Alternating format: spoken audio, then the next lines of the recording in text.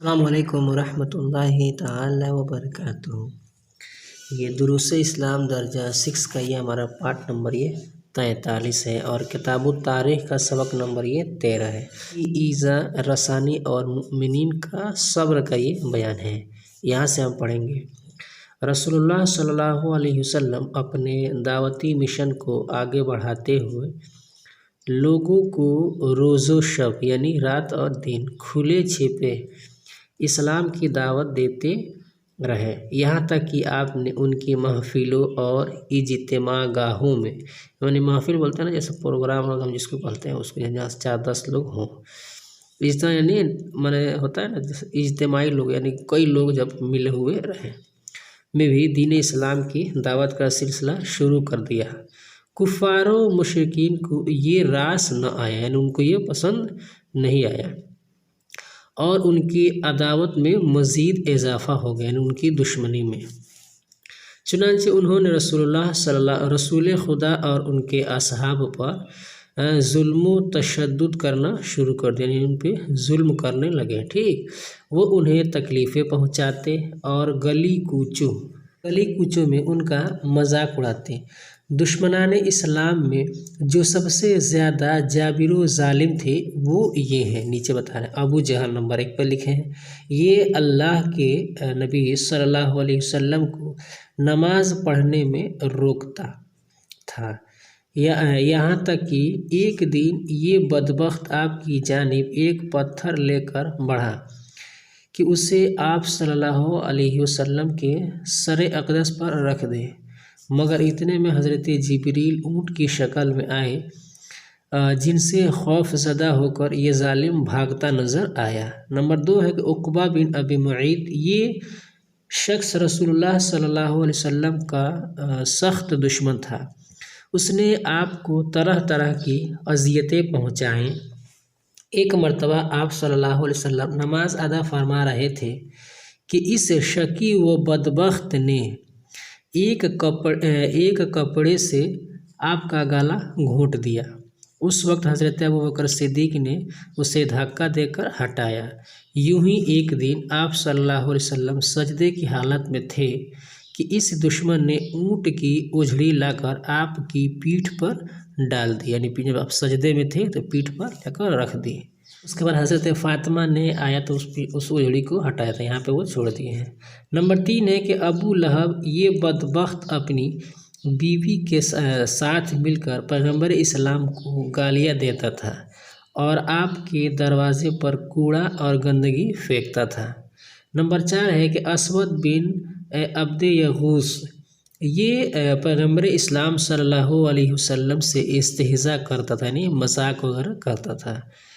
آپ سے کہتا تھا کہ اے محمد، کیا آج آپ نے آسمان سے باتیں نہیں کی؟ نمبر 5 ہے کہ ولید بن مغیرہ، یہ نبی کریم صلی اللہ علیہ وسلم کو جادوگر اور قرآن کریم کو جادو کی کتاب کہتا تھا۔ نمبر 6 ہے کہ نصر بن حارث، یہ دشمن اسلام کہتا تھا کہ محمد کی باتیں اگلے لوگوں کی کہانیوں کے سوا اور کچھ نہیں ہے۔ رسول اللہ صلی اللہ علیہ وسلم اور آپ کے ساتھیوں پر ظلم و ستم کا اضافہ ہوتا رہا، مگر مشرکین کی ان زیادتیوں سے مسلمانوں کے ایمان و ایقان میں مزید اضافہ ہوتا رہا۔ جتنے لوگ ان کو ستاتے تھے اتنے ہی زیادہ ان کا ایمان کیا ہوتا تھا؟ مضبوط ہوتا رہا، جن کی چند مثالیں یہ ہے، آگے بتا رہے ہیں۔ نمبر 1 پر لکھے ہیں کہ جانثار مصطفیٰ، حضرت ابوبکر صدیق نے ایک دن اعلانیہ دعوت اسلام شروع کر دی۔ مشرکین نے آپ کو پکڑ کر بے انتہا زد و کوب کیا، یعنی خوب مارا پیٹا، منہ کے بل گھسیٹا، یہاں تک کہ آپ لہولہان ہو گئے۔ جب شام کے وقت ہوش آیا تو معلوم کیا کہ رسول اللہ صلی اللہ علیہ وسلم کا کیا حال ہے۔ آپ نے اس وقت کچھ کھایا نہ پیا، نہ کچھ پیا، جب تک پیغمبر اسلام کو بنظر خود صحیح و سالم نہ دیکھ لیا۔ نمبر 2 ہے کہ حضرت عبداللہ بن مسعود رضی اللہ تعالی عنہ نے خانہ کعبہ کے پاس بآواز بلند سورہ رحمان کی تلاوت فرمائی۔ یہ سن کر قریش نے آپ کو مارنا پیٹنا شروع کر دیا، یہاں تک کہ آپ کا چہرہ لہو لہان हो गया। آپ اسلام میں سب سے پہلے شخص ہیں جس نے قرآن کریم کی تلاوت بآواز بلند فرمائی۔ نمبر 3 ہے حضرت عثمان بن عفان رضی اللہ تعالی عنہ۔ جب اسلام لائے تو آپ کے چچا نے آپ کے دونوں بازوؤں کو باندھ دیا۔ نمبر 4 ہے کہ حضرت زبیر بن عوام رضی اللہ تعالی عنہ جب اسلام لائے تو آپ کے چچا نے آپ کو قید کر دیا، پھر آپ پر دھواں چھوڑ دیا۔ نمبر 5 ہے حضرت بلال بن رباح رضی اللہ تعالی عنہ کو امیہ بن خلف دوپہر کی بھاری گرمی میں تپتی ہوئی ریت پر لٹا دیا اور آپ کے سینے پر ایک بڑا پتھر رکھ دیا، مگر پھر بھی آپ کی زبان سے احد احد نکلتا رہا، یعنی اللہ ایک ہے، اللہ ایک ہے، ٹھیک۔ یہاں تک کہ حضرت ابوبکر صدیق نے آپ کو خرید کر آزاد کر دیا۔ یہ غلام تھے تو ان کو خرید کر بہت ظلم و ستم کے بعد یعنی حضرت ابوبکر صدیق نے ان کو خرید کر آزاد کر دیا۔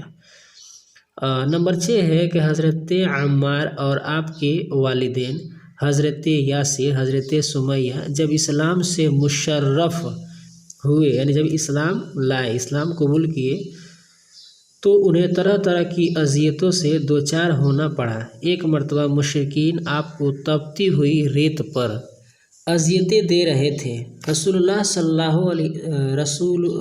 کریم علیہ الصلوۃ والتسلیم کا ادھر سے گزر ہوا۔ آپ نے فرمایا صبراً آل یاسر فإن موعدکم الجنہ، یعنی اے آل یاسر صبر کرو، بے شک تمہارا ٹھکانہ جنت ہے۔ ابو جہل بدبخت نے حضرت سمیہ کی شرمگاہ پہ ایسا نیزہ مارا کہ آپ جاں بحق ہو گئے، یعنی آپ کا انتقال ہو گیا۔ یہ اسلام میں پہلی خاتون ہے جو شہادت سے مشرف ہوئیں۔ ابو جہل حضرت یاسر کو سخت گرمی کے دن لوہے کی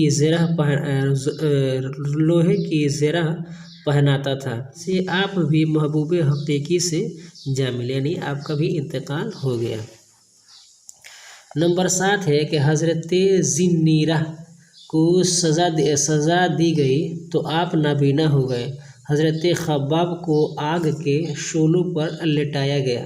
حضرت مصعب کو قید کیا گیا۔ خالد بن سعید کو پیٹا گیا اور بھوکا رکھا گیا۔ غرض کہ مسلمانوں نے طرح طرح کی صعوبتیں اور اذیتیں برداشت کی، مگر ان کے ایمان و یقین میں ذرا برابر خم نہ، یعنی کمی بیشی نہیں آیا۔ انہوں نے اللہ اور اس کے بھیجے ہوئے دین اسلام کو ہی پسند کیا، اگرچہ اس کی پاداش میں انہیں ہر رنج و الم کی گھاٹی سے گزرنا پڑا۔ گویا کہ مطلب کتنا بھی لوگوں نے ظلم کیا لیکن یہ لوگ اسلام پر قائم رہے، چاہے ان کے ساتھ کچھ بھی ہوا۔ معنی لکھیے اور اچھی طرح سے یاد کیجیے۔ صبر یعنی برداشت کرنا۔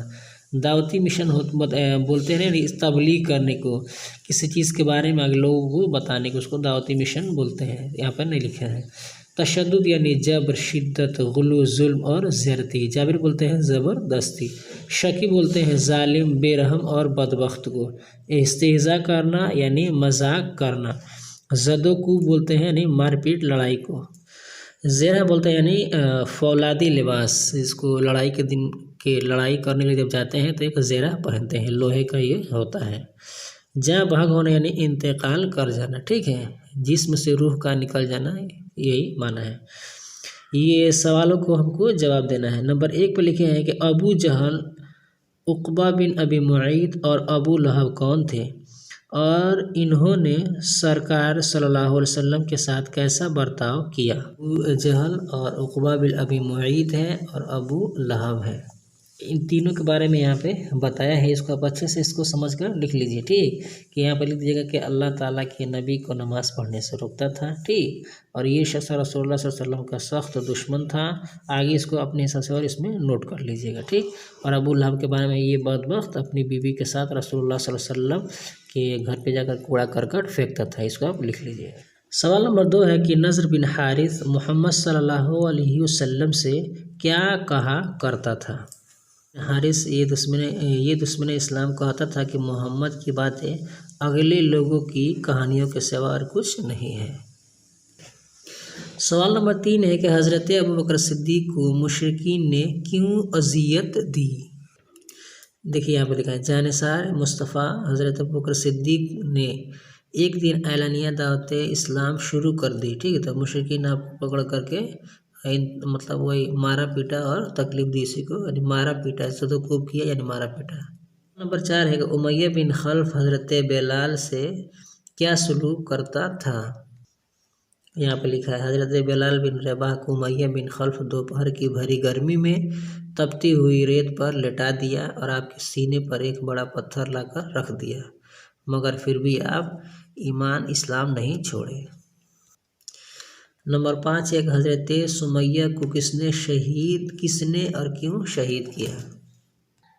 यहाँ पे नंबर 5 का जवाब लिखा है, हज़रत अम्मार और आपकी वालिदैन हज़रत यासिर और सुमैया, इन्हीं के बारे में से। सुमैया जब इस्लाम से मुशर्रफ हुए तो उन्होंने तरह तरह की अजियतों से दो चार होना पड़ा। एक मरतबा मुशरिकीन आपको तपती हुई रेत पर ठीक अजियतें दे रहे थे। रसूलुल्लाह सल्लल्लाहु अलैहि वसल्लम का उधर से गुजर हुआ, आपने फरमाया सबरन आल यासिर फ़इन्न मौईदकुमुल जन्नह, यानी ए यासिर सब्र करो, बेशक तुम्हारा ठिकाना जन्नत है। जब अबू जहल बदबख्त रहते सुमैया की शर्मगाह पर ऐसा नेज़ा मारा कि आपका इंतकाल हो गया। ठीक, दर्जा ज़ैल नाम याद कीजिए, जानिसार मुस्तफ़ा सल्लल्लाहु अलैहि वसल्लम को इसको याद करना है। हज़रत अबू बकर सिद्दीक, हज़रत अब्दुल्ला बिन मसऊद, हज़रत उस्मान बिन अफ़्फ़ान, हज़रत ज़ुबैर बिन अव्वाम, हज़रत बेलाल बिन रबाह, हज़रत अम्मार रज़ियल्लाहु ताला अन्हुम, इनसहल, उक़बा बिन अबी मुईत, अबू लहब, असवद बिन अब्द यागूस, वलीद बिन मुगीरा, नज़र बिन हारिस। आज की वीडियो बस इतना ही। वीडियो पसंद आई तो वीडियो को लाइक करें, अपने दोस्तों के साथ शेयर करें। हमारे इस यूट्यूब चैनल पर नए हैं तो हमारे चैनल को सब्सक्राइब करके बेल आइकन को प्रेस कर दें, ताकि हमारी हर आने वाली वीडियो की नोटिफिकेशन सबसे पहले आपको मिले। अस्सलाम वालेकुम रहमतुल्लाहि तआला व बरकातहू।